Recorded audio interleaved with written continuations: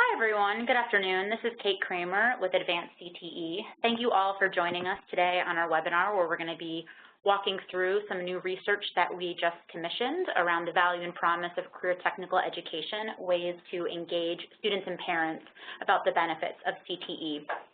I'm joined by my colleague, Katie Fitzgerald. We're going to be tag teaming throughout the webinar. We'll pause throughout for questions, but please feel free to send questions in the chat box anytime you like, and we'll, as I said, pause and address them as they come up. So we all know that communications is an ongoing challenge when it comes to career and technical education, and that misconceptions about CT, what CT is and isn't, can be a real barrier to getting more students participating in it. There are multiple reasons for these communications challenges. One is simply the complexity of the delivery system and how many forms it can take. Certainly that even though CT has continued to evolve and become more rigorous, there are many that still hold on to long-held beliefs about what CT used to be and keep that kind of in their mind.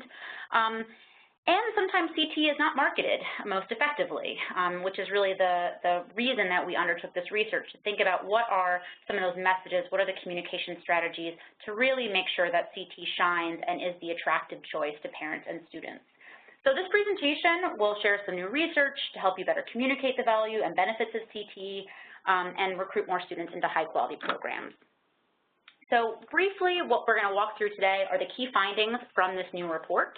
We're going to spend some time really digging into what we learned from the messages that we tested and how to really build out your own effective messages based on that research, move into some insights and recommendations or how to actually put this research into action, and then share some of the resources and tools that Advanced CT has and will continue to create over the coming months. So as many of you know, last month, Advanced CTE released a new report, The Value and Promise of Career Technical Education, Findings from a National Survey with support from the Siemens Foundation. This report drew on research conducted over a 4-month period that really sought to do 4 major things. One is explore the attitudes among parents and students about CTE, for both those that are actually involved in CT and have the benefit and those experiences, as well as those that are not involved in it, so we have a fresh perspective. We really wanted to understand what might motivate and, equally important, stand in the way of students enrolling in CT programs. We wanted to identify the most effective messages to sell CT to parents and students and figure out which messages are not working and we should really stop using. And then finally, identify how are the best ways to actually get the messages in front of parents and students. Who are the best messengers? What are the best message delivery systems that can then inform our broader communications efforts? So to do this work, we commissioned 8 focus groups across 3 different sites, Bethesda, Maryland, Columbus, Ohio, Jackson, Mississippi.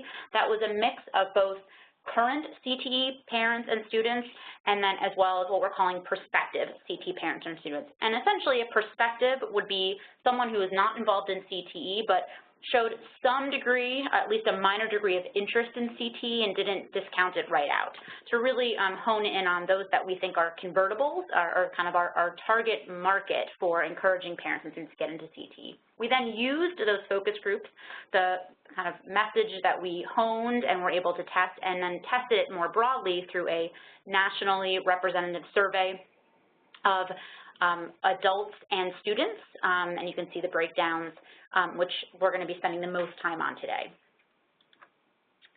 Thanks, Kate. Thank you guys so much for joining us today. So we have some key takeaways that you'll find in the report that we'll also walk through in this presentation. I'll just spend a second on this slide. But the major 5 takeaways are that satisfaction with CTE is very high among parents and students. College and career are both aspirations for parents and students. CTE, no surprise, has a pretty significant awareness challenge, which Kate just briefly touched on. The real-world benefits of CTE are a huge selling point for both parents and students, and the right messengers are as critical to the messages in getting out the word about CTE. So what's probably, not most exciting, but very exciting from this is that CTE delivers for parents and students. As you can see from this slide, 55% of parents and students are very satisfied with their school experience compared to only 27% of those not enrolled in CTE programs. Not only that, you can see on the right hand of this slide that those things that are unique to CTE, like the ability to learn real-world skills, oftentimes the ability to earn college credits, the ability to explore different career areas of interest, are more than double the satisfaction rate among CTE parents and students compared to those who are not enrolled in CTE programs. Next slide, we can see that not only are they satisfied in their overall high school experience, or with those things that are specific to CTE, they're very satisfied with their overall high school experience, and that's everything from quality of classes and teachers to the opportunity to explore those different career areas, opportunities to make connections and network with employers was something that was significantly high in this survey, and even opportunities for social life. Those are those extracurricular activities. We also see that 91% of parents and students in CTE believe their child is getting a leg up on their career. 82% of CTE students are satisfied with their ability to learn real-world skills, which we just mentioned, and then 80% of parents and students in CTE satisfied with their ability to participate in internships compared to only 30% of prospective parents. Great. So our next big finding is around this notion of preparation for college and career success. We found that this is not a huge surprise, but both college and career success are critically important to parents and students. That being said, one of kind of the most compelling findings was that although 60% of parents and students strongly agree that getting a college degree is important, we found that finding a career that a student is passionate about is actually the most important to parents and students, with 70% strongly agreeing with that sentiment and 93% overall agreeing with that.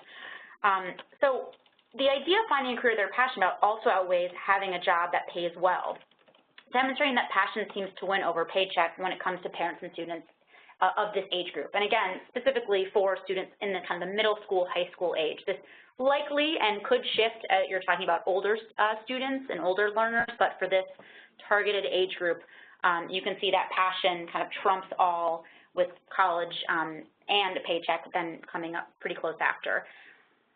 So what you can see, though, on the next slide is that college is still very much the intended goal for high school students and their parents, whether they're involved in CTE or not. About 60% of students and parents across the board identify a four-year degree as their post-high school goal, and that's very consistent. Then another between 13 and 19% kind of look at associate's degree, some college. So you're looking at upwards of 80% are planning to get some sort of post-secondary education is their goal. So when you put this information together, what you can really see is that while parents and students really want to find that career they're passionate about, they definitely also see college as their aspiration. And so any message and communications need to reflect that CTE does both. The next finding is that awareness of the term career technical education is fairly moderate, which I imagine should come as no big surprise to most of us. Just under half of prospective parents and students had heard that term before. Despite efforts to rebrand CTE over the last decade, awareness of the term vocational education still has a greater kind of awareness and people are more familiar with it. And although the term Career Center does have a slightly higher rate of familiarity across these perspectives, it's also a generic term that has a wider meaning that does not necessarily carry an association to career technical education.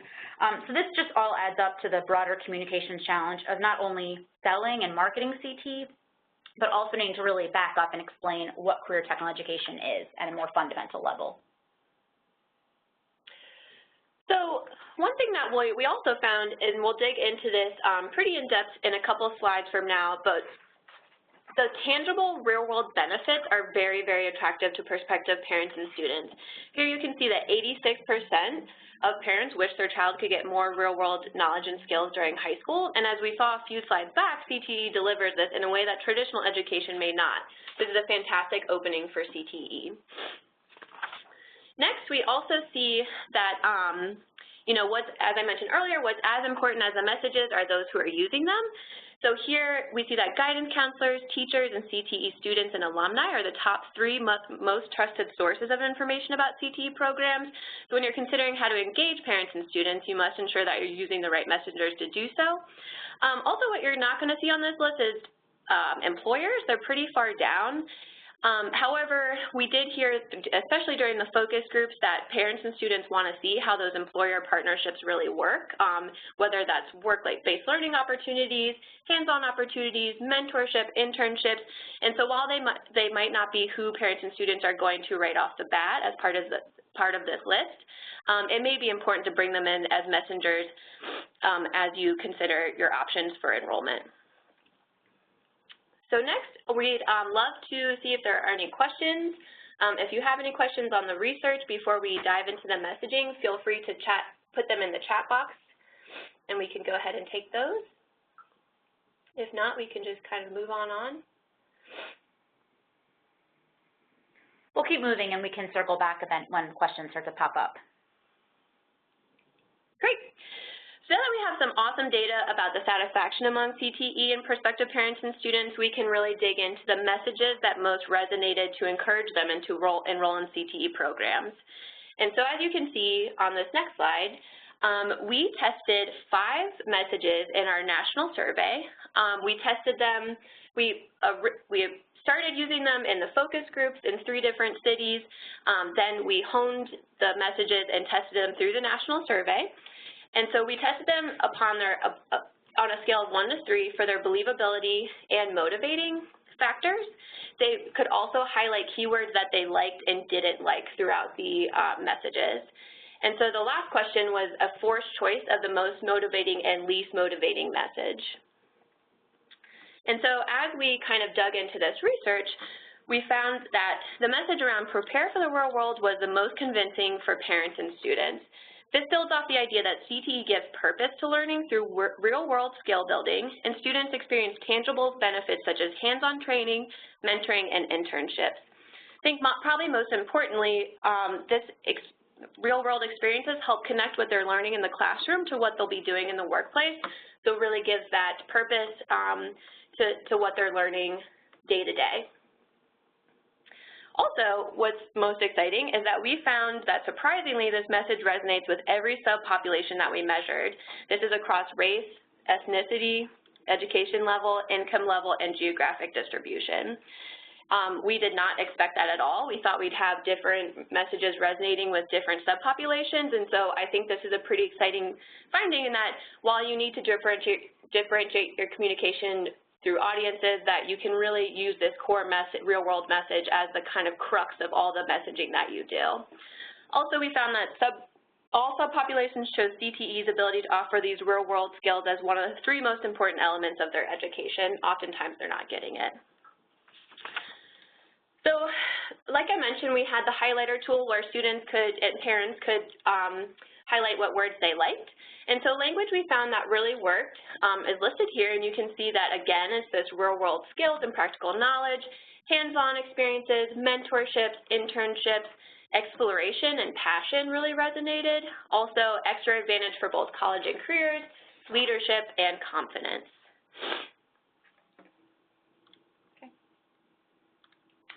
Great, and I'll just pause. I've seen a couple of questions, mainly about if this information is available, and it is, and we'll share at the end of this. I shared in the Q&A a link, and we'll have a link at the end of this presentation.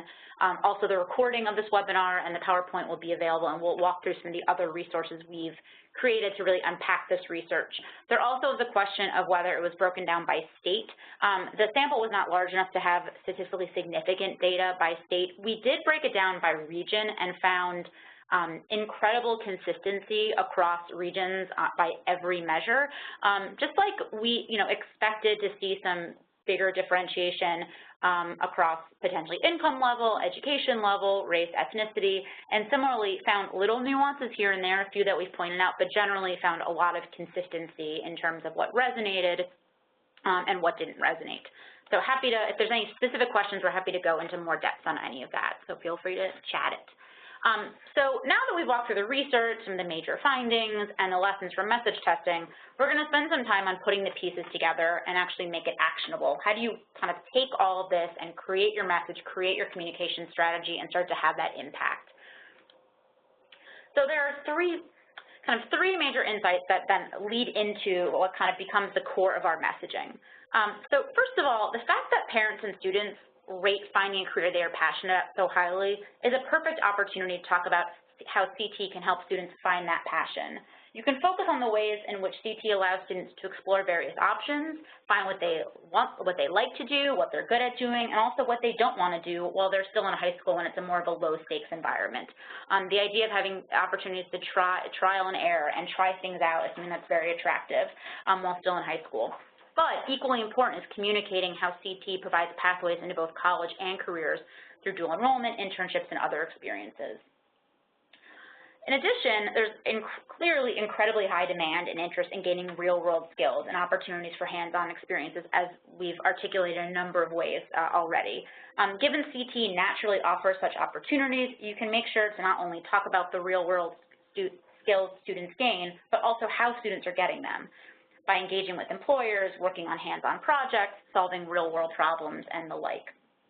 And it's always better to show than tell, especially when it comes to talking about skills, and we'll come back to what that means in a few minutes. Finally, something that we found through the research is that one area of pushback or concern, particularly from students, was that CTE would make them miss out on the traditional high school experience. That includes sports, electives, spending time with their friends, kind of the standard, what students expect to get out of high school. And it's true that CTE may require some trade-offs in terms of the time commitment, and picking those over other courses or other electives. Part of this concern really comes from a lack of understanding of how CTE is delivered and functions. I can't really stress kind of how many questions we had, both in the focus groups and then through the survey, of just really basic questions about CTE, whether it's an after school, whether it's before school, whether it costs money.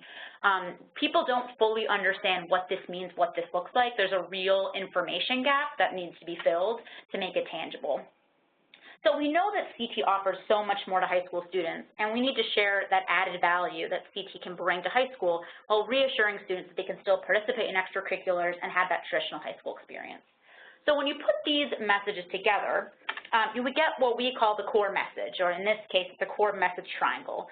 And what this graphic represents are the three core motivators that must serve as the foundation for any and all communications you do to recruit parents and students to CTE. So at the heart of this message triangle is the notion that CTE delivers. And what it delivers is it delivers real options for college and rewarding careers. It delivers real-world skills for students. And it delivers a real high school experience with more value for students. So as a whole, these are the messages about the value of CTE that you should repeat each and every time you engage with parents and students or related groups or organizations on the benefits of CTE. They're not just the core message. I think that notion of they're core motivators, these are the things that are these are the openings that we have that we found through the research, and these are the words and terms that really resonate. So when you put those two together in terms of what parents and students are looking for and they're not getting in their education, and the words that really resonate and are kind of exciting and believable and motivating, that then becomes the core of your message strategy. Just to add on that, I hope it's okay to interrupt, but I also would encourage you to think about them as motivators and not just in terms of language, but also in terms of activities. And so if you're designing a brochure, using them, of course, in the body, but also if you're designing activities such as a career fair, then having employers talk about those real-world skills that they'll gain as part of your program. So I think you can think about it in terms of messaging, but you can also think about it in terms of designing specific activities for both parents and students to encourage them to enroll in those programs. That's great. Okay. So with our last slide, and I hope people are getting questions ready. Well, our last slide in this section, we've got more to talk about for sure. But this is really about what can you start doing today? Kind of what are some of the early recommendations? And we have, as we'll share later, a do's and don'ts document on our website that kind of goes into much greater detail. But to show you some to get started now. The first is about, and first and foremost, I should say, is about being consistent with your messages.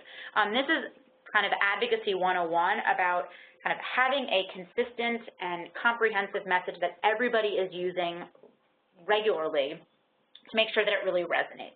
So you should start with those core messages or core motivators shown on the previous slide, and then make sure you and all of your colleagues are on the same page to drive your message home.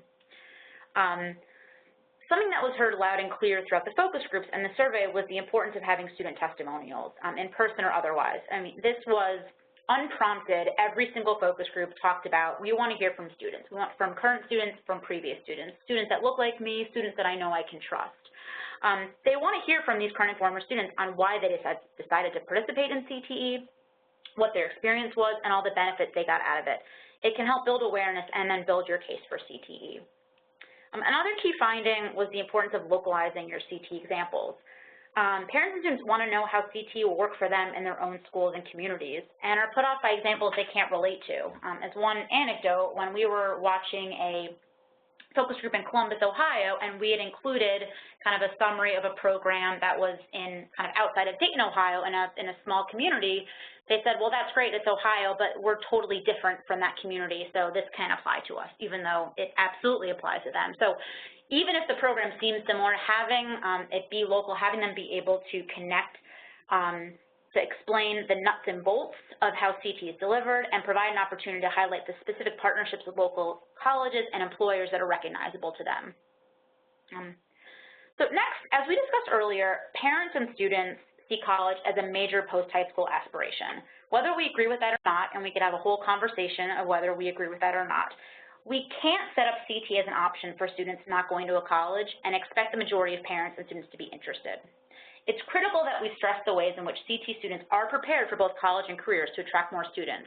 So talking about the dual enrollment opportunities, which if you draw back, when we looked at the data around satisfaction, parents and students involved in CTE were actually more satisfied with their opportunity to earn dual credits than those not involved in CTE. That's huge. That's a huge selling point. And then having those local examples of how those dual enrollment opportunities, as one example, can really reinforce that this does provide multiple pathways aligned with those students' aspirations. Parents and students want you to get specific. Give details on the various benefits students get from participating in CTE. I've gone through a number of them. Gaining real-world skills to earning college credit, certifications, building a network with local employers are all, the more specific, the better when you're really trying to market this.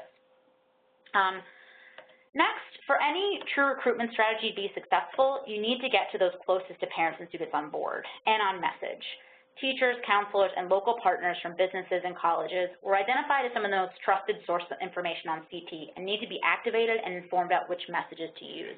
I know this is easier said than done.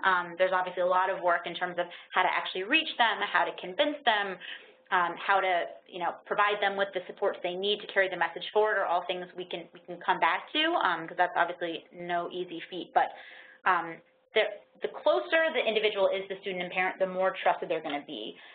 Those at the state level just they're not necessarily who parents and students are going to for information or who they're necessarily going to trust first and foremost compared to those that they have daily interactions with. And then finally, keep your messages positive. The truth is there's data, there's decades of data that shows that parents and students generally like their schools. They're very likely to give their schools an A or a B, and they like their teachers. They don't want to hear them being put down. CTE is a true value add, so it needs to be marketed that way rather than fixing a problem with your schools, but it really is about providing more value to students through their traditional school.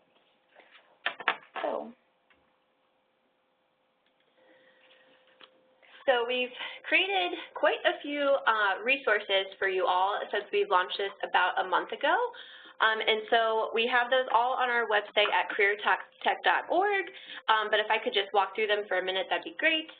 So first we have our core messages for attracting students to CTE, and so that's the message triangle we just walked through, but also some statements of support that we think that you could start using in your day-to-day interactions. We also have a list of do's and don'ts for engaging students and parents around CTE, and so we walked through a couple of those just now, keeping it positive, making it tangible, making it hyper-local, but I think that there's much more information in there for you to dig into, so I definitely recommend checking that out. We've got a fact sheet that you can see a little thumbnail of that right on the slide. We've been using this as kind of a leave behind. It brings up a bunch of those satisfaction data points, and so this is a great advocacy piece. We also have a summary of the messages to engage parents and students, and so this has a detail of each of the 5 messages we tested. So we really dug into the real-world message today. However, we did test those 5 other messages that I mentioned, and then it has a chart of what worked in each of those messages, so you can take a lot of the language that did work, and also has a chart of the pitfalls so that we can understand what didn't work about that message and how to avoid those pitfalls as we've used them in the past. We also have a very new Making a Winning Care for CTE, case for CTE, how state leaders can put this research to work. And so this is a guide for people at the state level on how to begin using this research. Definitely encourage you at the state level to check that out. What's coming next is a similar guide on how local leaders can put this research into work. Additionally, we'll have PowerPoints and talking points in the next week or so, and then an Advocacy 101 document coming out in a couple weeks. And so we want to really be your go-to place for this work. Again, there's not a lot of information about how to reach parents and students around CTE, and we think that these documents really help you, but we want you to also feel free to pick up the phone and shoot us an email and look to us as a resource as you begin digging into this work. To that end, we are working and supported by the Siemens Foundation with 4 states, Indiana, Maryland, New Jersey, and Washington. They were selected through a competitive RFP process late last year. And each state is piloting and scaling a strategy to recruit more students into CTE programs with a focus on STEM programs. And so they'll be doing a bunch of different mix of in-person and virtual campaigns, some really cool things from a templated video campaign to a Snapchat guide for parents and students that will be scaled at the state level. Someone will also be creating a series of in-person events where they'll have some of those key messengers like guidance counselors, educators, and alumni speaking. And so we're looking forward to, at the end of this pilot program in the fall, taking a lot of the resources, tools, and materials that they've created and really scaling them so you can begin to use them at the state level in your own work. Good. So with that, we're going to turn, and we've gotten a couple questions sent in. So the first one, which is a great one, is about asking some of my colleagues might disagree with some of these messages, particularly the 4-year college pass, and how to message that. How do I persuade them to get on board so we're all using the same messaging? That's a great question. And the resource that had my typo, which I will take responsibility for that, is we just launched about an hour ago, and that really actually walks through kind of how to get started at the state level. And one of the first things that it really focuses on is kind of mapping out your internal audiences and then your external audience. So starting first with those closest to you, starting with those, your peers, your colleagues, your direct reports, those in other agencies, other departments, organizations you're already partnering with, and getting them on board first. And I think the way to start that is showing them the data, showing them these tools, using some of the tools we've created, going deeper into the data to really show that this is real, it's sound, it's really holding us back. And we need to, in some ways, meet students where they are and parents where they are and kind of look for those openings and build messages around them. So the first thing that any one of you or anyone should do is about kind of building up that internal audience, that they're on board, they're willing to then carry forward the message. But then you turn to your external audiences. Then you start moving to those kind of further away from you, maybe more on the local level, partners you haven't worked with as much, and start to, along with the support from your internal colleagues, can then begin to communicate that out. So I think the data is very powerful. It just needs to be communicated and kind of taking the time to really dig into it and unpack it. Yeah, I would say that I was talking to Indiana during one of our technical assistance calls recently, and I think that they've struggled similarly with this. And I think because this research is coming from the national level, you can really kind of begin to make the case that this is not something coming just from your department. It's something, it's not something that you're just coming up with. It's something that we've really tested over the last 8 months or so. And so, I think that there's just a bunch of case making that's going to need to be done. Okay. I see a few other questions coming in, but keep them coming. So another question was about what most surprised us as we engaged in this work. Yeah, so I think probably what most surprised me is the fact that the real-world message really resonated among all subpopulations. I think we tested a message around investing in a better future, which I thought would really resonate with lower income and lower education families, which didn't seem to be the case. You know, we tested personalizing your education, which we saw worked really well in Bethesda, Maryland, so we thought it'd kind of work with those higher income level folks, and it really is that real world experience that, you know, when you think back to your high school experience, did you have those opportunities? Maybe not, right? And so I think that whether you're a parent or a student, wherever you are in your education system, that's something that's really missing, and it's something that CTE really delivers. And so I think that I was surprised that we didn't have to kind of figure out how to use 5 different messages with 5 different subpopulations. I was a little bit nervous about that, but really, you know, impressed that the real-world message really did resonate, and I think that helps us at the national, state, and local level really have a consistent message around CTE and its benefits.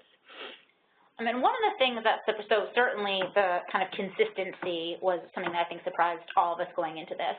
Another was something that we really saw as a change between the focus groups and the survey, which is why you test things through a focus group and then actually test them nationally, was during the focus groups, we heard a lot of support for one of our messages, which really was about exploring possibilities and kind of the opportunity for exploration in high school. And we expected that to be the top message going into the national survey, and it was by far surpassed by the preparing for the real world. Part of the reason was the notion of exploration was still very kind of pervasive or persuasive, but that message had very few specifics. It was a message kind of generically about career awareness, career exploration, but didn't actually mention any of the tangible benefits that CT provides. And when we looked at the questions, we looked at why it kind of came out negatively, we found that you can talk in platitudes, but having kind of the specific examples and tangible benefits to back it up was critical. And so that kind of obviously is infused in everything we'll now be doing and kind of the work that you all should be doing moving forward. So we have another question about what's being done to align this with kind of the current efforts around apprenticeship, pre-apprenticeship, youth apprenticeship across the country, and how these things would kind of align or match up. That's a great question. So it's interesting. We've done some work over the past year. We have a contract with the Department of Education to actually look at ways in which to engage more high school students in apprenticeship programs in kind of a variety of ways. And when we went and did some of the site visits and talked to students, we found kind of the same exact barriers, the same exact challenges that we've heard about CT, which does not come as a surprise. I mean, there's a lot of commonalities in terms of getting students into it.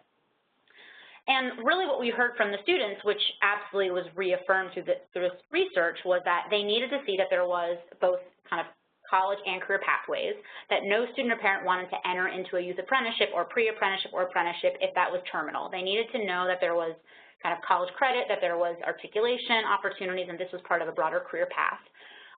They wanted to hear from the same messengers in terms of counselors and their teachers that this was the right thing, and certainly we're getting mixed messages there. So again, we know that is kind of the target audience of communicators. So I think, you know, in terms of I think these messages could absolutely could work with youth apprenticeship, pre-apprenticeship for this age group because they're really offering very similar benefits. Obviously, it depends on how those programs are designed. Sometimes they're in school, sometimes they're out of school. That might make things a little different. But again, I think there's quite a bit of transferability in that population of encouraging students to pursue those opportunities. One thing I wanted to mention that we didn't mention at the beginning but probably should have is that this research is really focused on parents and students, and so we wouldn't recommend taking a lot of these messages and using them with other groups, and so groups like policymakers or employers or workforce folks. It's important to get them on board and talking about CTE in the same way to parents and students, but we want to make sure that it is understood that this research is really for communicating directly with parents and students. And so should have mentioned that up front, but glad I remembered it at the end. Yeah. So we have a question about which vehicle, social media, print, et cetera, we recommend first to share your message. Sure. So in the slide with who's the best messengers, about halfway through, we see that at the top of that slide is, if I'm remembering correctly, they want to experience things like career fairs, and social media are kind of at the bottom of that. And so you see that educational website, open house, CTE school or program. About half of students and parents want to experience that, or that's where they want to get their information. High school career fair and brochure pamphlet are slightly lower, and then an email from the principal, school assembly, or social media are lower. However, I think that may also be because those tools that are pretty low are not being used effectively. And so we have, like I mentioned in Maryland, we're going to be working across a variety of platforms, Snapchat, Facebook, and Twitter, I believe, maybe Instagram, to pilot these messages in 2 different communities using students as the messengers through these vehicles. And so while social media is pretty low on this list, I think if they're being used correctly, it could raise much higher. And so we'll have a guide and a how-to that'll come out of that work. But it really seems that kind of those face-to-face events, you know, hearing from the guidance counselor, the open house, the high school career fair are things that are resonating right now. And so they may be things that you want to consider kind of working towards. I think the other piece of this is that, and again, in this new document that we just released earlier today, is that there's kind of this rule that we have recently learned about, this 11-touch rule, that it takes an individual 11 different touches or 11 different times of hearing a message before it starts to sink in.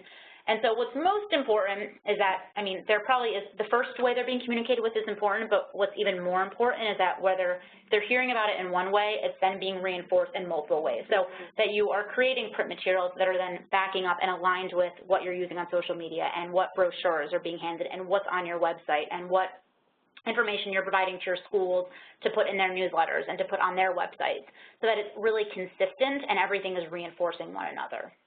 Right, and there's ways to do this that aren't a heavy lift, right? And so in New Jersey, we're going to be doing a career fair that'll be bringing together a ton of different middle schools, and then we've also considered maybe doing it through Facebook Live or Twitter, doing something at the same time so that those people that can't join can join us virtually, and that way we're being consistent and pushing out the same event and the same message at the same time through a variety of different channels. And so I think that if you do one thing, you just have to consider how you can kind of repurpose it across a variety of different mediums. So there was one question or comment about how this is just addressing secondary rather than post-secondary, and that is true. You know, that's disappointing. I hear you. The challenge is it's very different audiences with very different messages. There's no question that if you were talking about, you know, older students that were pursuing post-secondary, which are going to be a much more diverse bunch, these messages are going to be very different. They're going back to post-secondary CT for a very different reason and have a lot more perspective and hindsight. And so a lot of the data points that we're not talking about, like talking about student debt and talking about a 4-year degree isn't for everyone, those don't work for high school students in the same way because they haven't lived it and they're still thinking aspirationally. It would be a very different, you know, kind of audience for those that are 25 and older. So we kind of could only choose one and really thought about this as how to build out the talent pipeline at the earlier level. That was kind of the research question, was how do we strengthen the talent pipeline? How do we get more kids involved in CT earlier so that we kind of are giving them the skills they need and employers are getting the talent they need. So that was very intentional. There's obviously a lot of things that we did not do. There was another comment earlier, and we've gotten this and we agree, is that, you know, not having the opportunity to do research of educators and counselors. Given, as you look at the slide, counselors are kind of at the top of the list of who and how they want to get information, and we know that that can be a challenge for sure, from a capacity, from a knowledge, from a will standpoint, kind of in some mix of those. And so we know that we have not been able to do that, but we are excited to be, a number of the 4 states that we're working with are really focusing on engaging counselors and having them be part of their activities, part of their strategy, so we can really learn from them and distill those lessons learned back up. And just as an FYI, something that we're have in the pipeline that will not totally get to this issue, but we have a partnership with the American School Counselors Association, and we are going to be working on a kind of major report, a survey of state directors and a survey of their membership of over 30,000 counselors across the country to really start to map out what makes up a strong career development system from a policy perspective, from a practitioner perspective.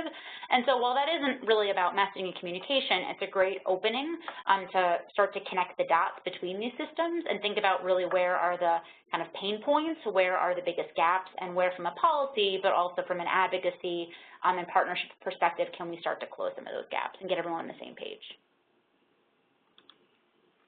Okay. Any other questions, I think?